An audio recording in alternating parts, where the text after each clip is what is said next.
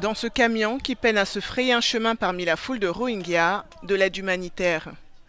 Ici, la situation s'est dégradée et elle risque de devenir incontrôlable face à l'ampleur de la crise.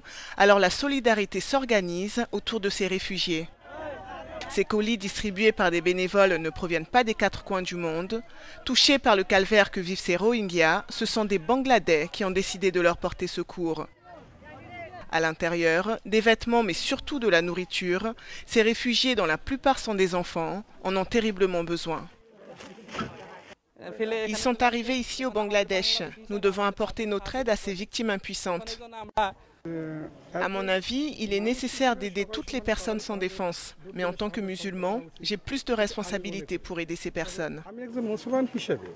Malgré cet élan de solidarité, l'aide est insuffisante. En quelques semaines, le sud du Bangladesh a accueilli près de 400 000 Rohingyas qui ont fui la Birmanie voisine.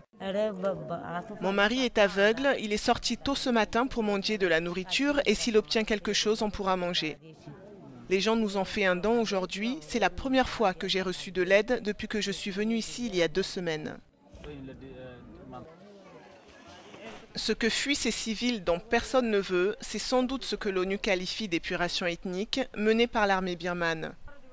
Côté birman, très peu de voix s'élèvent en faveur des Rohingyas, considérés comme des étrangers.